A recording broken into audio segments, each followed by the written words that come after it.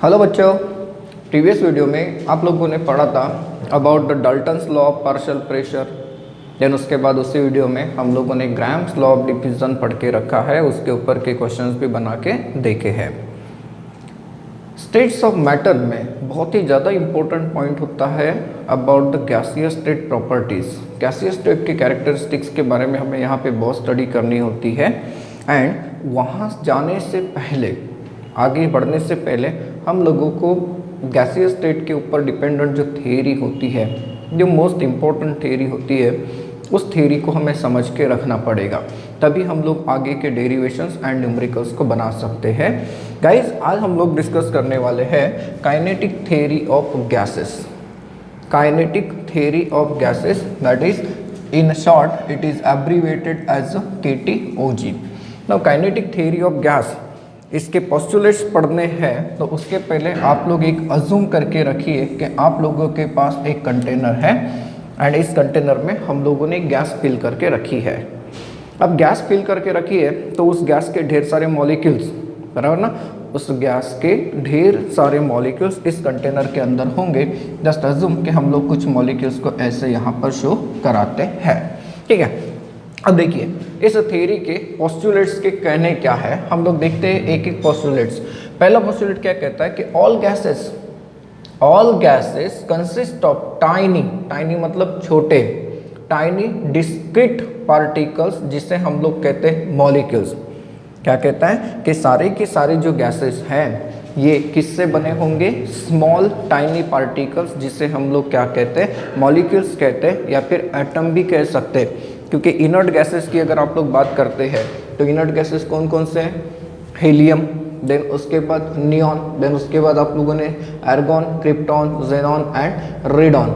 हीना, नीना और करीना का एक्सरे रंगीन, ऐसा एक निमोनिक बना के रखा होगा इसे लर्न करने के लिए, हीना, नीना और करीना का एक्सरे रंगीन, बराबर ना। तो ये जो गैसेस होते हैं ये मोनो एटॉमिक्स होते हैं। ये क्या होते हैं, मोनो एटॉमिक। तो इनका सिंगल पार्टिकल मतलब एटम है, मॉलिक्यूल नहीं। लेकिन जैसे इसकी बात करें तो ये डाई एटॉमिक मॉलिक्यूल्स हैं, इसकी अगर बात करें तो ये ट्राई एटॉमिक मॉलिक्यूल हैं। तो अगर आप लोगों ने एक कंटेनर में नियॉन भर के रखा तो उसका टाइनी पार्टिकल नियॉन का एक एटम होगा। अगर आप लोगों ने एक कंटेनर में ओजोन भर के रखा तो उसका टाइनी पार्टिकल एक मॉलिक्यूल होगा। तो all gases consist of tiny discrete particles called as molecules.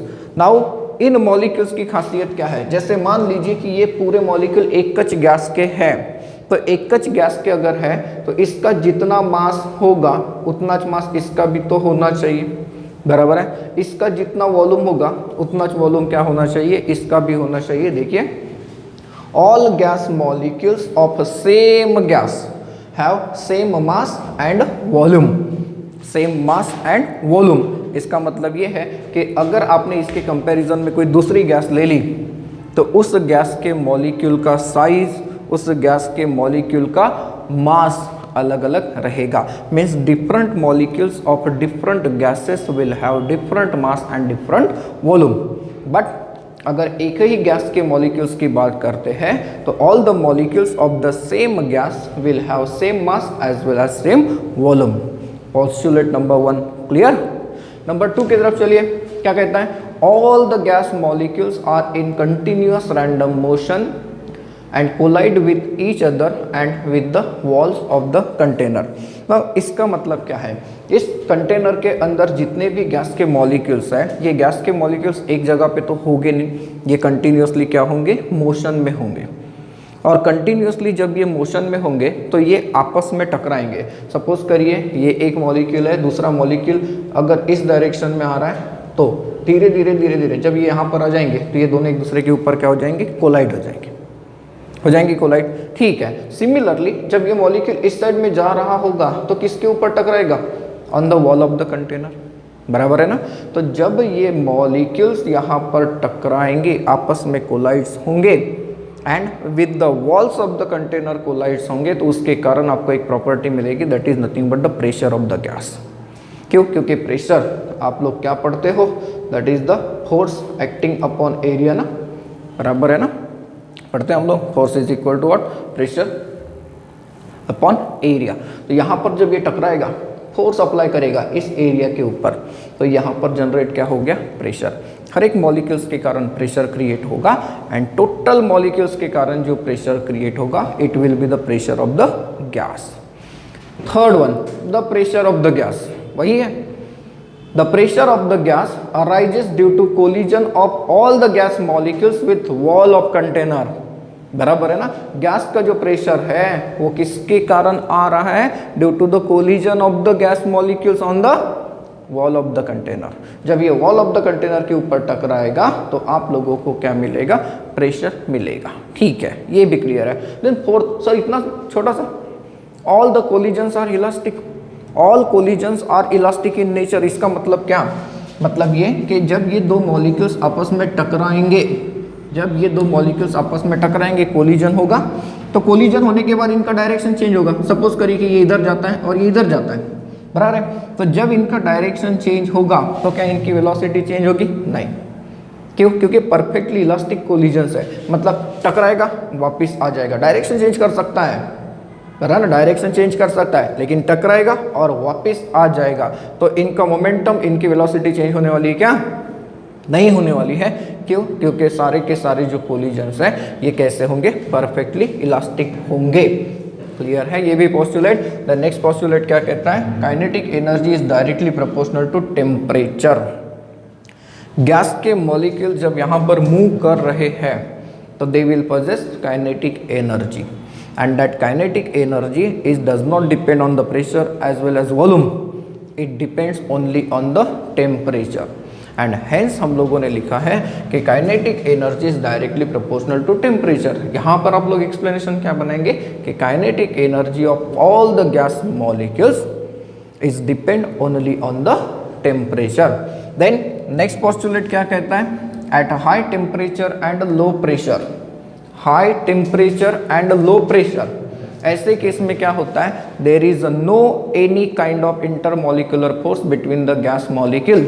In molecules जो हैं बीच में, ये जो मॉलिक्यूल्स हैं इनके बीच में कोई भी इंटरमॉलिक्यूलर फोर्स ऑफ अट्रैक्शन होगा क्या, नहीं होगा। लेकिन कब, at a high temperature and a low pressure. At high temperature and low pressure no intermolecular force of attraction between the gas molecules. And seven postulate क्या कह रहा है कि at high temperature and low pressure volume occupied by a gas molecule is a negligibly small, is a negligibly small as compared to the volume of the container।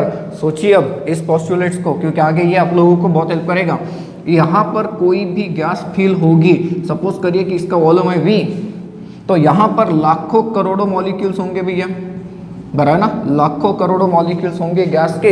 अगर आप लोगों ने एक मॉलिक्यूल की स्टडी करनी चाहिए तो इस गैस मॉलिक्यूल का जो वॉल्यूम है, इसका एक मॉलिक्यूल का जो वॉल्यूम है इस पूरे गैस के वॉल्यूम के मुकाबले कैसा है, निग्लिजिबल है, बराबर है ना, बिल्कुल निग्लिजिबल होगा।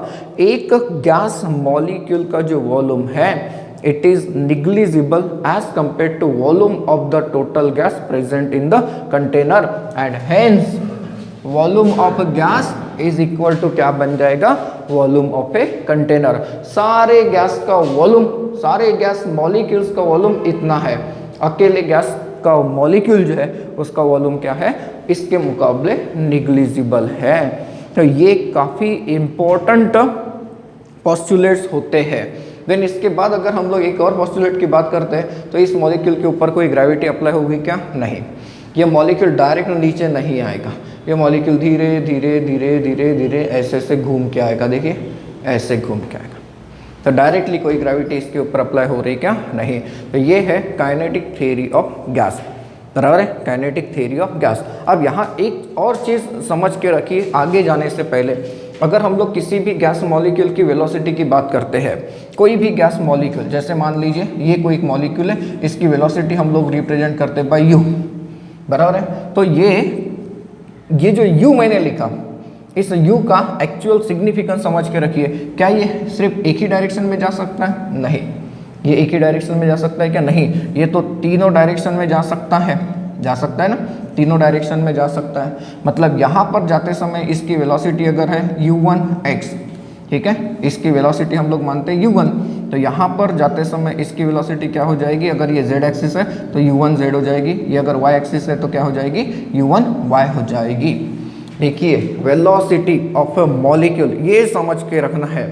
अगर आप लोग किसी भी मॉलिक्यूल को अज्यूम करते हो, ये मॉलिक्यूल अज्यूम करते हो, तो ये किसी भी डायरेक्शन में जा सकता है, 1 2 3, बराबर है ना। एंड इसकी वेलोसिटी को अगर हम लोग देते हैं, सपोज करिए कि इसकी वेलोसिटी दे रहे हैं हम लोग u, तो ये x एक्सिस, ये z एक्सिस और ये अगर y एक्सिस है, तो यहाँ पर जितनी स्पीड से ये जा रहा है उतनी स्पीड से यहाँ पर भी जाने की प्रोबेबिलिटी है, बराबर है ना। प्रोबेबिलिटी तो बिल्कुल उतनी है, यहाँ पर भी जाने की प्रोबेबिलिटी उतनी है, यहाँ पर भी जाने की प्रोबेबिलिटी उतनी है।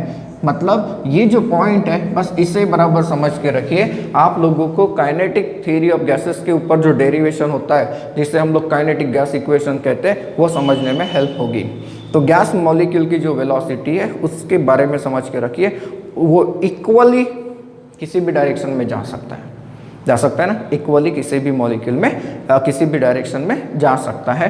तो इनकी वेलोसिटी जो होती है इस तरीके से रिप्रेजेंट की जाती है। अब हमें चलना है काइनेटिक गैस इक्वेशन की तरफ, है kinetic gas equation. Kinetic gas equation क्या होता है, तो simply PV is equal to 1/3 into m into n into u square, जिसे हम लोग कहते हैं URMS। वेयर यहाँ पे टर्म समझो, डेरिवेशन डिराइव करेंगे हम लोग, टर्म्स को समझो। तो P it is nothing but the pressure, it is nothing but the pressure of a gas। V is what, it is the volume of gas, ठीक है, वॉल्यूम ऑफ गैस। अगर m की बात करते हैं तो m क्या होता है, तो mass of one molecule of gas, mass of one molecule of gas. अगर n की बात करते हैं तो दीज आर व्हाट, तो number of molecules, number of molecules. And यहाँ पर मैंने लिखा है URMS, बराबर है। तो ये क्या होती है, तो ये होती है root mean square velocity, root mean square velocity, root mean square velocity. Now root mean square velocity ये रिप्रेजेंट करते बाय RMS, राइट। आप लोगों को इसे रिप्रेजेंट करना होता है बाय द लेटर U। तो आगे बढ़ने से पहले ये ज़रूरी बन जाता है कि इसका मीनिंग हम लोगों को पता हो। Now root mean square velocity को हम लोग कैसे डिफाइन कर सकते हैं, तो it is the square root of, नाम ही है रूट मीन स्क्वायर, स्क्वायर का मीन उसका रूट, बराबर ना।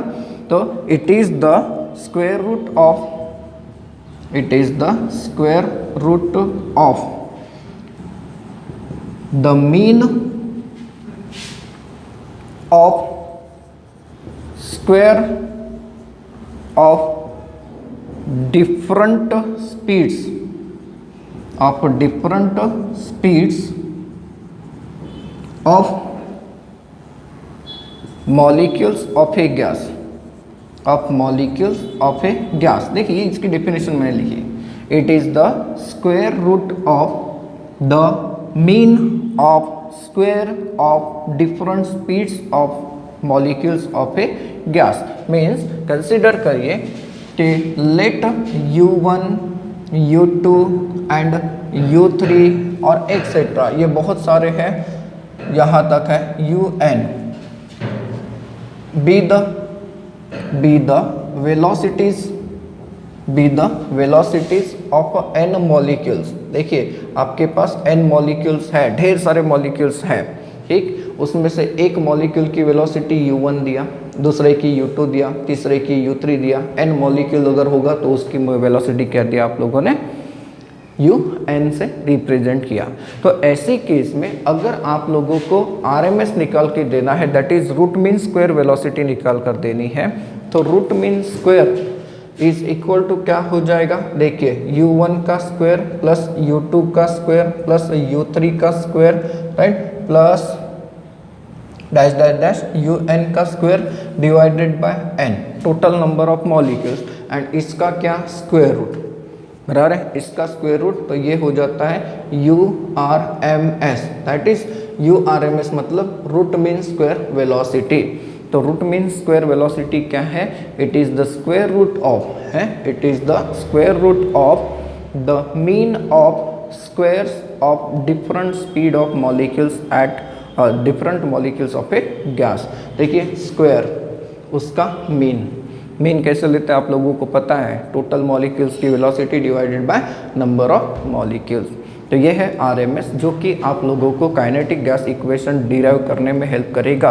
अभी तो मैंने डायरेक्टली आप लोगों को बताया है कि काइनेटिक गैस इक्वेशन क्या है, ये है, लेकिन ये आता कैसे है इसको डिराइव करके देखना बहुत ज़रूरी है। पूरे टर्म्स को याद रखना ज़रूरी नहीं होता, हमें तो डायरेक्ट फार्मूले के साथ काम होता है, लेकिन ये फार्मूला आया कैसे, बराबर नहीं, ये फार्मूला आया कैसे ये समझ के रखना होता है, उसे याद रखने की ज़रूरत नहीं। क्योंकि कभी कभी क्या होता है, फार्मूले के अंदर की स्टेप्स के ऊपर पूछ लेता है, डेरिवेशन के अंदर की स्टेप्स के ऊपर न्यूमेरिकल पूछ लेता है, तो ऐसे केस में कंफ्यूज नहीं होना चाहिए, पूरे कंसेप्ट हम लोगों के क्लियर होने चाहिए। Derivation of kinetic gas equation, ये डिराइव करते समय आपको क्या सोचना पड़ेगा, क्या अज्यूम करना पड़ेगा, उससे पहले देख लीजिए। सपोज करिए कि हमारे पास एक कंटेनर है, इस क्यूबिकल शेप का एक कंटेनर हमारे पास है।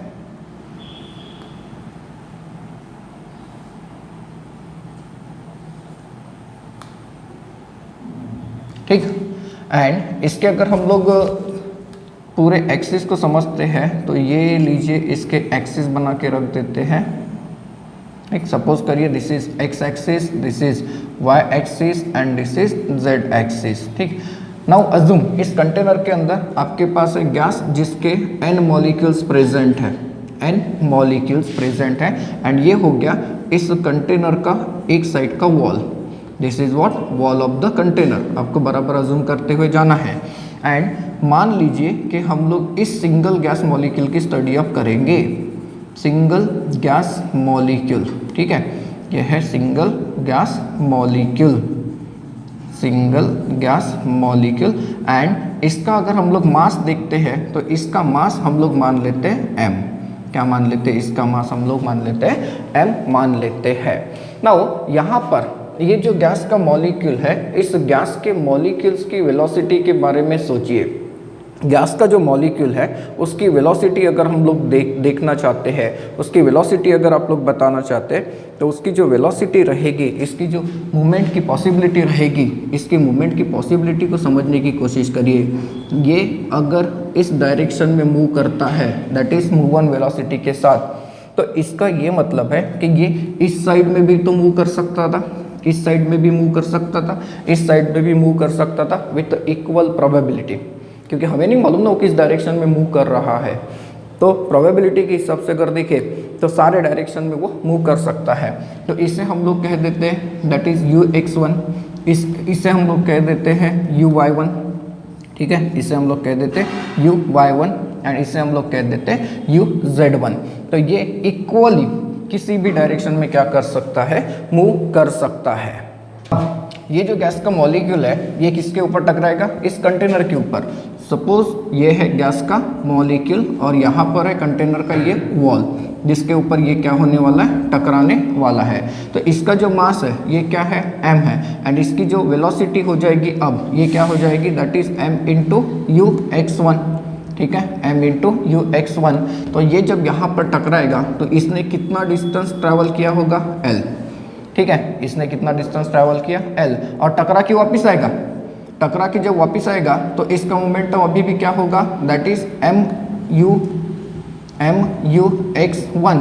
क्यों? क्योंकि इसका जो मास है, इसका मास ये है, एंड हम लोगों को पता है कि कोलिजन जो है, ये कोलिजन क्या है, परफेक्टली इलास्टिक। तो ये डिस्टेंस भी कैसा हो गया, L हो गया। तो यहाँ पर ये जो वैल्यू है, ये वैल्यू इतनी रहेगी, साइन क्या रहेगा, अपोजिट रहेगा। तो मोमेंटम की अगर आप लोग बात करते हैं तो हम लोग इसका मोमेंटम कैसे दे सकते हैं, that is PI, initial momentum. तो इनिशियल मोमेंटम की अगर बात करें तो ये क्या हो जाएगा, MUX1 हो जाएगा, right. This is what, PI का मतलब हम लोग क्या ले रहे हैं, इनिशियल मोमेंटम।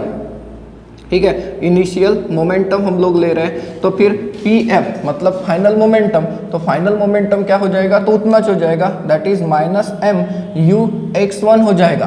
पी एफ का मतलब हम लोग क्या लेंगे, फाइनल मोमेंटम लेंगे। ठीक है, देखिए हो जाएगा कुछ ऐसा, ये वैल्यू क्या हो जाएगी, माइनस में दिखेगी। ठीक है, क्यों, क्योंकि पूरे के पूरे कोलिजन्स कैसे है, पूरे के पूरे परफेक्टली इलास्टिक, जितने स्पीड से टकराएगा उतनी स्पीड से वापस आएगा, जितने स्पीड से टकराएगा उतने स्पीड से वापस आएगा, सिर्फ direction of the momentum change हो गया। मोमेंटम का एग्जैक्ट वैल्यू चेंज हुआ क्या, नहीं, डायरेक्शन चेंज हो गया। तो ऐसे केस में चेंज इन मोमेंटम की अगर आप बात करते हो तो change in momentum, change in momentum का मतलब होता है डेल्टा पी। तो डेल्टा पी की अगर हम लोग बात करें तो डेल्टा पी क्या हो जाएगा, तो twice of M U X one. Sir ये कैसे, तो आप लोग फाइनल माइनस इनिशियल मोमेंटम लेंगे, इनिशियल माइनस फाइनल मोमेंटम करा सकते हैं, वो डिफरेंस तो आपको मिल जाएगा, लेकिन जरा देखिए टोटल चेंज क्या हो गया, ये मोमेंटम और ये momentum, that is 2 into M U X one हो जाएगा, right. So change in momentum आप लोगों को मिला। नाउ सोचिए time taken for collision, one collision, एक कोलिजन के लिए कितना टाइम लेता है, तो एक कोलिजन के लिए अगर हम लोग टाइम की बात करते हैं तो ये हो जाता है distance upon what, it is nothing but the speed, तो distance upon the speed. Now distance कितना है, तो ये डिस्टेंस कितना दिख रहा है L, और ये डिस्टेंस कितना है, ये L है, तो कितना हो गया, ट्वाइस L।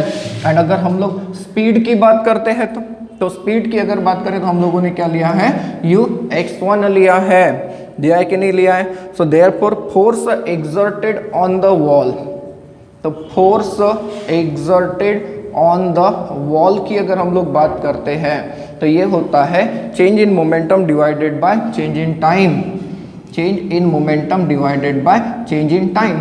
तो चेंज इन मोमेंटम की अगर आप बात करते हैं तो आप लोगों के पास चेंज इन मोमेंटम कितना है, तो चेंज इन मोमेंटम आप लोगों ने क्या पढ़ा हुआ है, that is 2 into M into U into X one. And रही बात टाइम की, तो टाइम आप लोगों ने क्या पढ़ा है, that is 2L divided by you X one. ये 2 एंड 2 क्या हो जाएगा, कैंसिल हो जाएगा, ये चला गया ऊपर, ये आप लोगों को क्या मिलेगा, that is m upon L into you X one का स्क्वायर। तो ये जो मिला, ये मिला आप लोगों को फोर्स मिला, ये जो आप लोगों को मिला क्या मिला, फोर्स मिला, that is force exerted on the wall, ठीक है, बाय वन मॉलिक्यूल मिला। नाउ ये जो टर्म है ux1, इससे हम लोग u के फॉर्म में लाते हैं, तो u के फॉर्म में अगर लाना है तो आप लोग जरा समझने की कोशिश करिए। u इज इक्वल टू क्या हो जाएगा, ux प्लस uy प्लस क्या हो जाएगा, uz। क्यों ऐसा, मैंने आप लोगों को बताया था कि मॉलिक्यूल की मूवमेंट की पॉसिबिलिटी तीनों डायरेक्शन में क्या हो जाएगी, इक्वल हो जाएगी, बराबर है। तो ओवरऑल वेलोसिटी की अगर बात करें तो ओवरऑल वेलोसिटी आप लोगों को ये मिल सकती है, ये मिल सकती है, या फिर ये भी मिल सकती है, बराबर है कि नहीं। तीनों डायरेक्शन में मॉलिक्यूल क्या कर सकता है, मूव कर सकता है।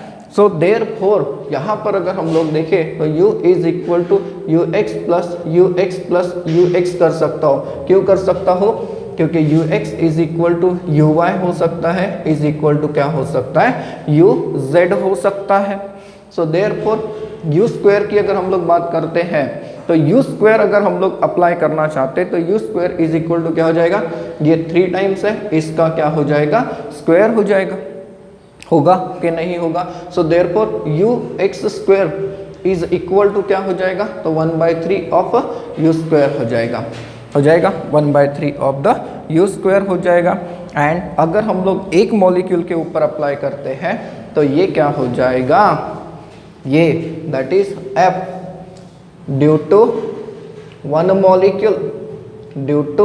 मॉलिक्यूल क्या हो जाएगा, that is m upon l हो जाएगा इंटू 1/3 हो जाएगा इंटू u1 का स्क्वायर हो जाएगा, u1 का क्या हो जाएगा, स्क्वायर हो जाएगा।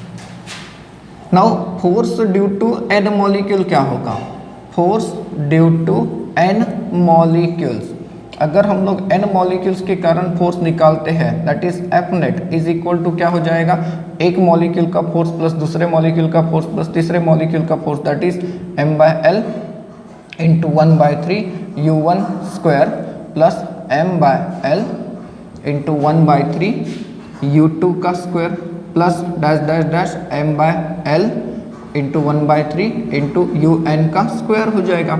यहाँ से हम लोग m/l एंड 1/3 को कांस्टेंट ले सकते हैं, सॉरी कॉमन ले सकते हैं, नॉट कांस्टेंट। तो ये क्या हो रहा है, दैट इज u1 का स्क्वायर प्लस u2 का स्क्वायर प्लस u3 का स्क्वायर हो रहा है। ये कुछ इस तरीके से हो रहा है, आप लोगों को ऐसा कुछ दिख रहा है। नाउ इसे मैं क्या करता हूँ, dividing by n and multiplying by n करता हूँ, एंड मल्टीप्लाइंग बाय n करता हूँ। तो ऐसे केस में इस इक्वेशन को हम लोग क्या लिख सकते हैं, that is F net is equal to m/l into 1/3। ये टर्म जो है इसे मैं अब ऐसे लिख देता हूँ, दैट इज u1 का स्क्वायर प्लस u2 का square plus dash dash dash un का square divided bye n into क्या हो गया, n हो गया।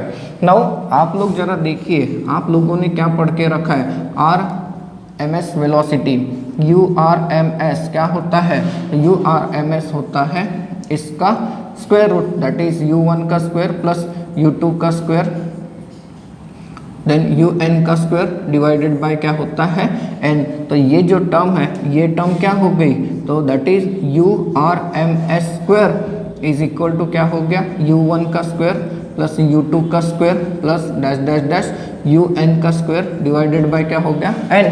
सो देयरफॉर अगर हम लोग इस टर्म के साथ जाते हैं तो आप लोगों को क्या मिलेगा, अगर आप लोग इससे आगे बढ़ते हो तो therefore F net is equal to क्या हो जाएगा, m/l इंटू 1/3 इंटू n।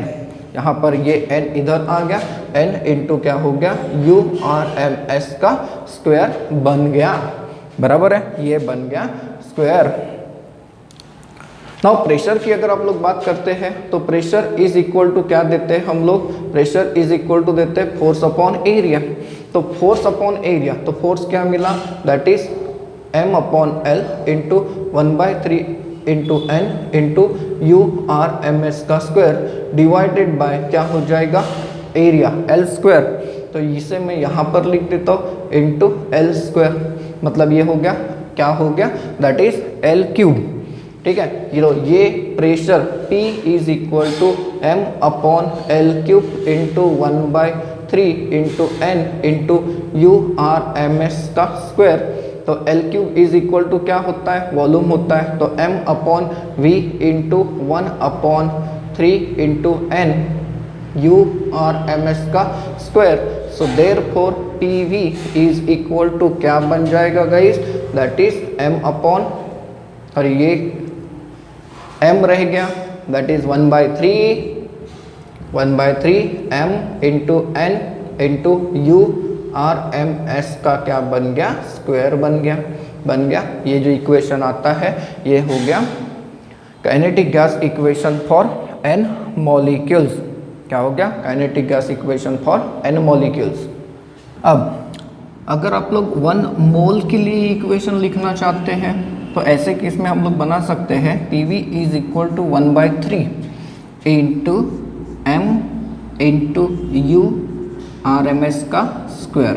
देखिए 1 मोल, ये नंबर ऑफ मॉलिक्यूल्स हमने कहा था, हम लोग इसे मल्टीप्लाई करेंगे, number of moles multiplied by Avogadro number की टर्म यहाँ पर आ जाएगी, क्योंकि नंबर ऑफ मॉलिक्यूल्स का मतलब क्या होता है, number of moles into Avogadro number.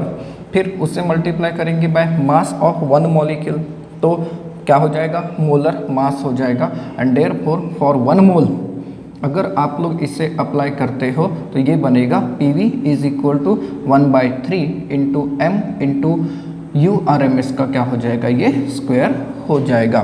ये है काइनेटिक गैस इक्वेशन का डेरिवेशन, आपको काफ़ी हेल्प करेगा जब आप लोग न्यूमेरिकल सॉल्व करने जाओगे। अब साबित करके दिखाते हैं कि kinetic energy is equal to 3/2 RT होती है for 1 mole of gas, for 1 mole of a gas. कैसे, अगर हम लोग काइनेटिक गैस इक्वेशन की बात करते हैं तो काइनेटिक गैस इक्वेशन आप लोगों को क्या मिलता है फॉर n मॉलिक्यूल्स। तो फॉर n मॉलिक्यूल्स आप लोगों को काइनेटिक गैस इक्वेशन जो मिला था वो मिला था PV is equal to 1/3 into n into m into URMS का क्या मिला था, स्क्वायर मिला था, बराबर है। ये इक्वेशन आप लोगों को मिला था kinetic gas equation for n mole of a n molecules of a gas. Now kinetic energy अगर हम लोग देखते हैं, kinetic energy for one molecule, तो kinetic energy of one molecule ये क्या हो जाता है, तो K E is equal to half of the mass into u square हो जाता है। तो kinetic energy for N molecules क्या हो जाएगी, kinetic energy for N molecules की अगर हम लोग बात करते हैं तो ये हो जाएगी, दैट इज काइनेटिक एनर्जी, इसे ऐसे लिख देते हैं, kinetic energy for N molecules is equal to 1/2 into M of U1 square, मतलब एक molecule, plus 1/2 of M into U2 square plus 1/2 into M of UN square कर सकते हैं। यहाँ से कॉमन क्या निकल रहा है, 1/2 एम इंटू U1 का स्क्वायर प्लस U2 का स्क्वायर प्लस U3 का स्क्वायर। तो इसे हम लोग मल्टीप्लाई एंड डिवाइड बाय कर देते हैं बाय n, तो ये क्या बन जाएगा, that is multiplying and dividing, multiply and divide by n, divide by n, तो ये हो जाएगा 1/2 m into U1 square plus U2 square plus dash dash dash UN square हो जाएगा, divided by n multiplied by n। अब इस term को समझने की कोशिश तो करिए गाइस आप लोग, ये यहाँ पर आ गया और ये क्या होता है, URMS का स्क्वायर होता है, that is kinetic energy of n molecules होता है कि नहीं होता, राइट। अब ये काम करके दिखाइए, डिवाइडिंग KE बाय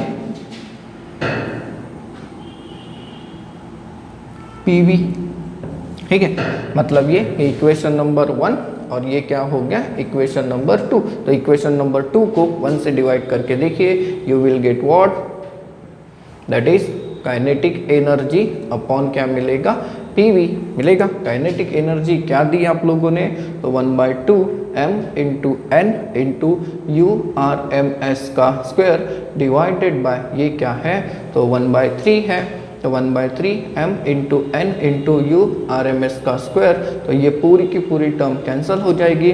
तो KE upon PV is equal to, ये चला गया ऊपर, 3/2 हो गया। So therefore kinetic energy is equal to 3/2 of क्या हो गया, PV हो गया, बराबर है। ये हम लोग कर सकते हैं। नाउ अगर आप लोग जरा सोचते हैं कि for 1 mole of ideal gas, for 1 mole of ideal gas PV is equal to क्या हो जाता है guys, RT। So therefore KE is equal to क्या हो गया, 3/2 RT हो गया, KE is equal to 3/2 RT। So for n moles what you can say, तो kinetic energy is equal to 3/2 into nRT हो जाएगा। एंड नाउ फॉर 1 मॉलिक्यूल, एक molecule की बात करें तो kinetic energy is equal to 3/2 RT divided by क्या हो जाएगा, Na, एवोगैड्रो नंबर हो जाएगा। होगा कि नहीं होगा, क्योंकि आप लोगों को पता है नंबर ऑफ मॉलिक्यूल्स अगर निकालने हैं तो आप लोग ऐसे निकालते हैं, तो एक मॉलिक्यूल के लिए निकालना है तो डिवाइडेड बाय क्या हो जाएगा, एवोगैड्रो नंबर। नाउ ये जो इक्वेशन है, ये इक्वेशन ऐसा हो जाएगा, KE is equal to 3/2 of KT। Sir K क्या है, तो K मैंने लिया R अपॉन Na, और R अपॉन Na का मतलब होता है बोल्ट्जमैन कांस्टेंट। इसका मतलब क्या होता है, बोल्ट्जमैन कांस्टेंट, एंड इसकी वैल्यू होती है 1.38 इंटू 10⁻23 जूल पर केल्विन। ये वैल्यू याद रखनी है क्या, ज़रूरी नहीं, मुझे लगता है कि कांस्टेंट्स जो होते हैं उनकी वैल्यू आप लोगों को न्यूमेरिकल में गिवन मिलेगी। तो काइनेटिक गैस इक्वेशन का मॉडिफाइड फॉर्म क्या आ गया आपके पास, तो KE is equal to 3/2 PV होता है। And P V is equal to R T होता है। So therefore K is equal to क्या बन जाएगा, 3/2 ऑफ आर टी हो जाएगा।